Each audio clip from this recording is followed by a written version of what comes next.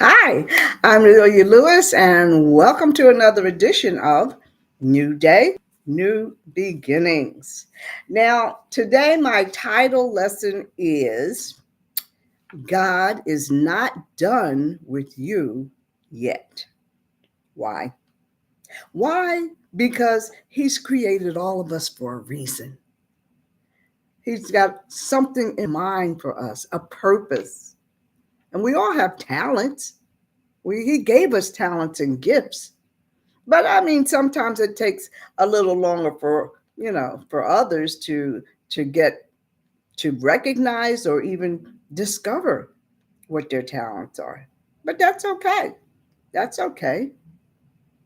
Sometimes we prolong it ourselves. You know why? Because we personally think we might fail. And nobody wants to be a failure. But you may have great ideas or thoughts of creating something that would be beneficial to everybody, but you're still not sure you can do it. So, what's that mean? It means we lack confidence, self confidence. And you can't go forward without confidence. But see, that's the time you need to remember all the promises that God made to us. You remember to protect, to give you strength, to give you courage and wisdom and discernment. That means the ability to make wise decisions. I mean, and the most of all, one of the main things he always said was what? Fear not. Specifically, in those words, so many times in verses in the Bible, you'll see it starts off with, Fear not, I am with you. God didn't give us a spirit of fear. And sometimes we forget that too. I do, even now. Plenty of times I was like, oh, yeah, well, I know I can do this. He didn't give us that kind of spirit, but you can't forget it. And we do. We do. We just have to take sometimes risks and chances because taking risk and chances, that's what creates faith in us. And when we forget that, then sometimes we really become discouraged. And then we're just overtaken by fear. Fear just takes over. And that's when we say, okay, you know what? I can't do this anymore. So let's talk about some of the reasons we may fear failure. And there are a lot of them, but we're just going to go over some of the reasons we may fear failure. And the very first one I think of is one that affects everybody because we worry too much about what others think. We worry about what they think about us. We worry about what they're going to say about us. Maybe not to your face, but are they going to talk about me? Are they going to tear me down to other people? We look at everything. Look at social media. Let's take that because that's where all this usually starts. You could get 500 positive reactions and one negative one, and all your focus goes to the negative one. Why is that? You don't even know the people. Why are you so concerned? And that creates failure. Because if one person says something negative, the first thing you think is, well, maybe I don't need to be doing this. Why? Because one person doesn't like what you said or agree with what you said? You're basing your whole thing on this one person? That doesn't make sense. And the other thing is, what about your family and your friends? I know they can be discouraging too, because you're always looking for their support and their approval. But many times you don't even get it from your family because a lot of times they think you're not capable. What are you talking about doing that for? Where'd you get that idea from? And that reminds me, I always think of that when I look at the movie about the Temptations, the singers, their life, the life of the Temptation, there would have never been a group of the Temptations had it not been for Otis. He was the one that kept trying to get this group together, trying to get this group going. But his father did not believe in him. He kept, what do you keep wasting your time trying to sing and talking about this group? Come on down to the place and get a job with me and get a regular income. And his father's going on and on about, you need to quit that stuff. I don't want to hear no more about it. And his father just didn't have any faith in him at all. And that's a sad thing. That's what I'm saying. People think you're not capable. But he wasn't even giving his own son a chance. But his mother did. She believed in him because she saw something in him.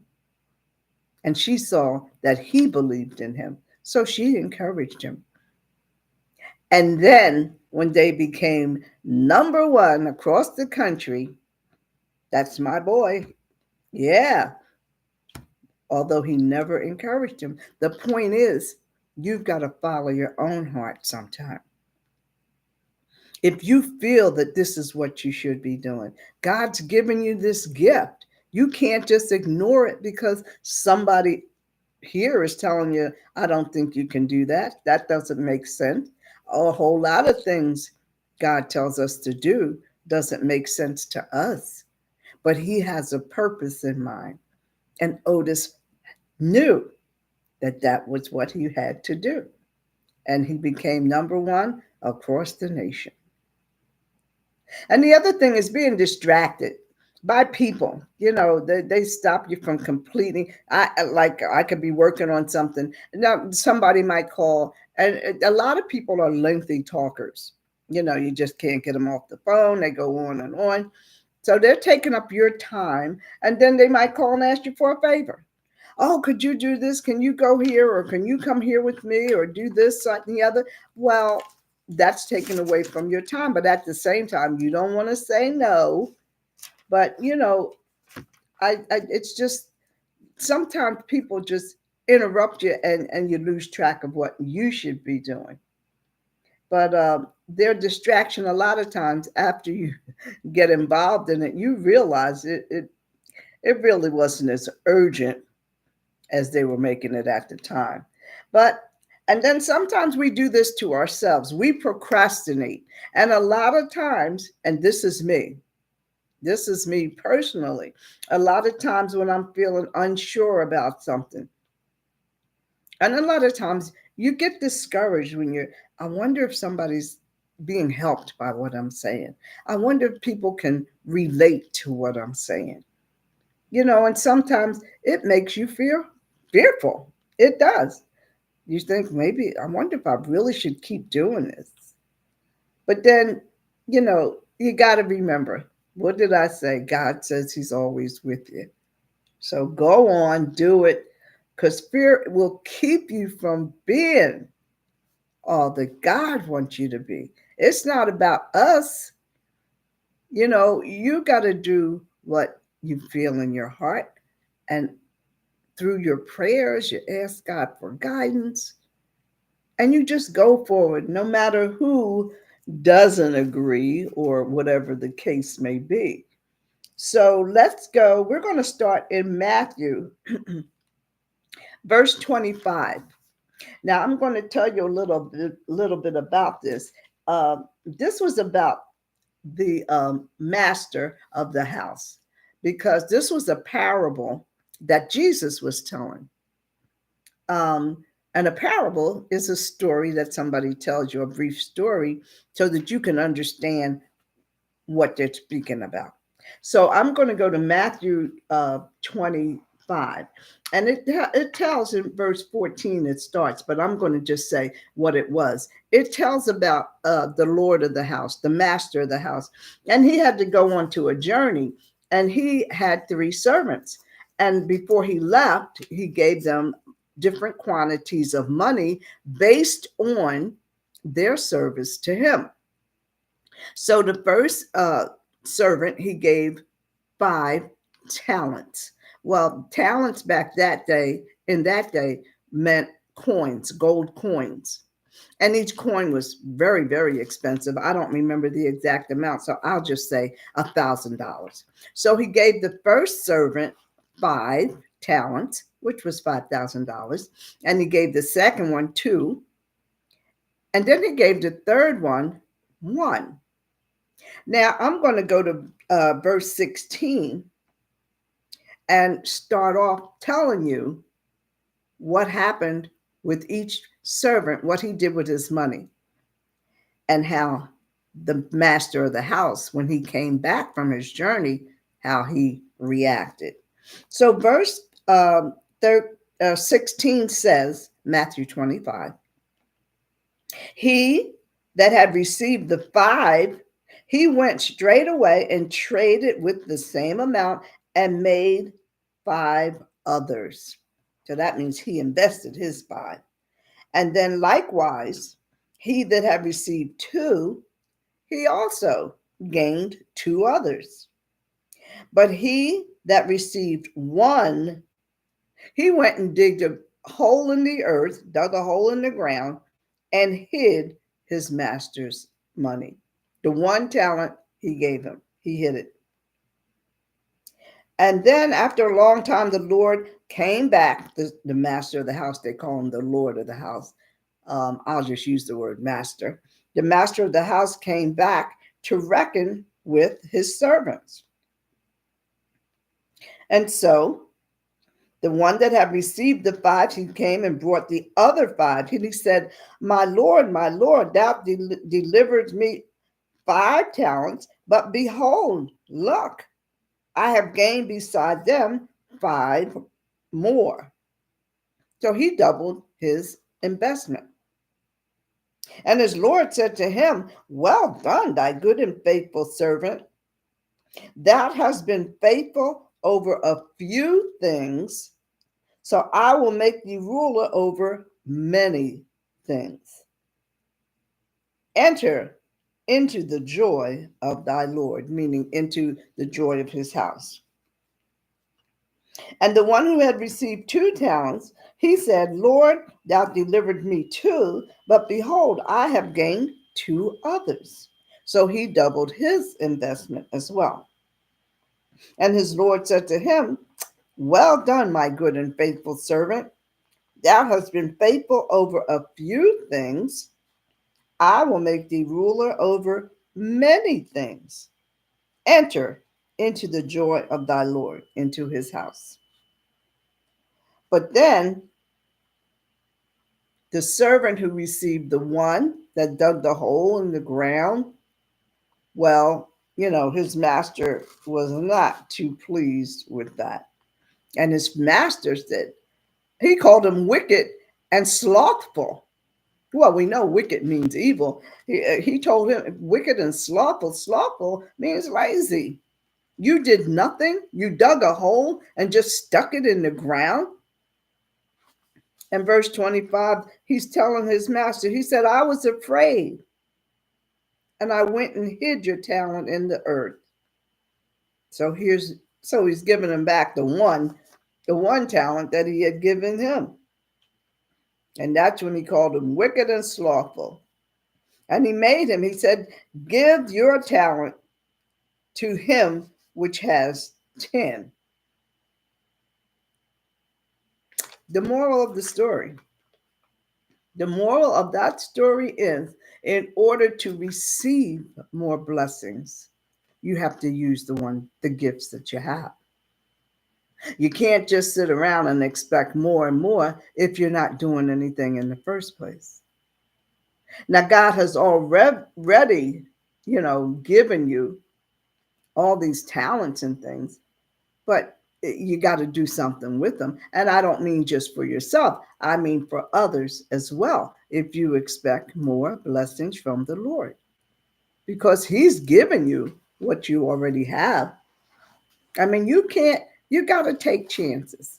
You've got to take chances, and you've got to, be willing to take the risk.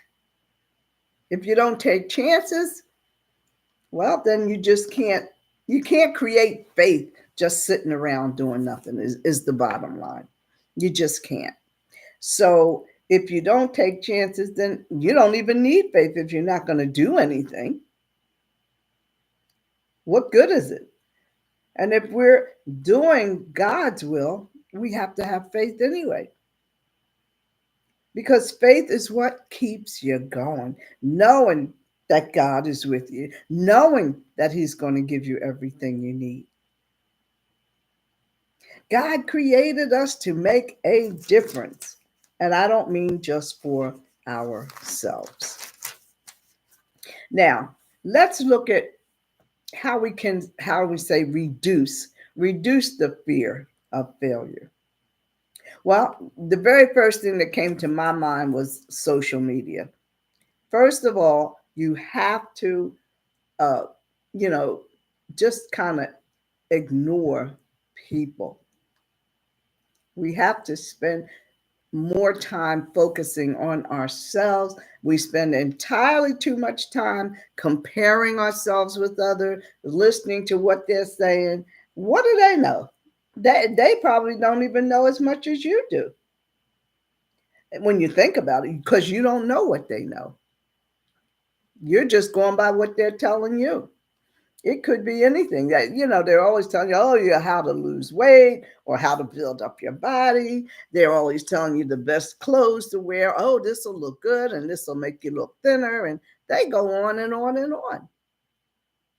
I mean, they tell you how to be prosperous, how to make money, how to have the kind of life you want. But they're telling you all this, but they're not telling you how much time it's going to take, how much money it's going to take, energy or dedication. Dedication and energy is a very important thing when you're trying to do a specific project. That's a very important thing. And what about the kind of life they're telling you what kind of life you can have? How do they know? They don't even know what kind of life they can have. You only see them at their best. I mean, did they ever think? Do you ever think to ask God about His direction, what He has for your life? Do you? Or do you forget about that too? And then even knowing everybody fails. You act like you're the only one failing. People fail every day over and over and over again, many, many times in many, many ways. Ecclesiastes chapter 7, verse 20 says, there's not a man, a just man, upon the earth that doeth good and sinneth not. That means nobody's perfect. That people fail all the time. Failure is it leads to success. Yeah, if you're humble enough and you're willing to learn from it. But to fail and get mad or fail and just go off and do something else, that means nothing. That produces nothing. Now let me look at Proverbs. Proverbs 28, verse 13. Let's look at that. It says, he that covereth his sins shall not prosper, but he who confesses his sins and forsakes them, asks forgiveness, he shall have mercy. Now, that simply means to me, hiding your sins, that means you're lying. That means you're lying and cheating and lying, however you want to. Whatever you're doing that's against what you have done, you're trying to cover it up. That's not going to work. Liars and cheaters, that success that you see at the moment, that doesn't last forever. But those who confess their sins, now you got to go back and talk to God. Lord, forgive me for what I've done. Own up to it. You know you did it. He already knows you did it. He wants you to recognize it. So you ask for his forgiveness because that's the only way you're going to receive his mercy or his forgiveness. You've got to own up to it. You can't just think it's going to go away because it's not. It's not going to go away. So the other point I want to make is uh, failure. You got to remember that failure doesn't mean it's over. Failure means, okay, let me try this again. That's what it means. Because failure is not a final thing. The only thing that's final is if you quit. Nothing can be final until you quit. You give up, throw your hands out. I'm not doing this no more. Now it's over. Now you failed. But Proverbs 24, verse 16, that says, for a just man, meaning a fair man, he'll fall 7 times and rise up again. Who else does that? Babies, when they're learning how to walk. They could fall 1,000,000 times a day and they get right back up and try it again. First, they do 1 or 2 steps and fall. Then they do 3 or 4 and fall. Then they spend their whole time falling down. But they don't care. They get right back up and do it again. You need to follow in the baby footsteps. But what about riding a bike? We all had a turn to ride the bike. And when we started, no, we did not know anything about riding the bike. I had no clue, neither did you. And a lot of times we might fall off the bike. We could fall off the bike. I did plenty of times, get scraped up knees and everything like that. But that's okay because we wanted to learn how to ride the bike. And the baby wanted to learn how to walk. He saw something over there on the other side of the room. He wanted to get to it. So he just got back up and did it again. I remember that saying we used to have, once you don't succeed, try again. Well, that's what we're talking about. Trying again. And that's what you have to do. Sometimes it takes months, even years, for things to be successful. What do you think all these scientists, you think they do that in a day or two? That's trial and error all the time. Analyzing this and analyzing that. And well, this didn't work. You can't keep doing it. If you do it 3 or 4 times and nothing's changing, that's your first clue right there. You need to change it and try something else. So it takes years to become a failure sometimes. But then the good news is once you've succeeded, you're no longer a failure because now your failure becomes, that was just a learning experience. I didn't fail because here I am. I succeeded. That's the difference. So to succeed, you have to keep doing it over and over again and never giving up. Always remember the baby's learning to walk. That'll keep you in your mind. I mean, even me, it took me months to get this podcast up and running. I didn't have a clue. But I realize now, though, a lot of that was fear of failure. I admit that. I know that because I could tell by how I would hesitate to do this. And I don't want to push this button because I don't know what it's going to do. And I was just all discombobulated, but it took me a lot of reading of certain Bible verses over and over and over again. Anything pertaining to giving me strength, giving me courage, I needed that because that's what I didn't have. I was just too fearful. I wasn't absorbing. So I had to read these Bible verses over and over again. I went to the back of the Bible, like I tell you to do, and I looked up strength and I looked up courage and I wrote down the verses and I just kept saying them over and over again. And that became part of a daily prayer. Lord, just give me the strength I need to be what you want me to be. I want to do your perfect will. You can't be doing it for yourself. That won't work.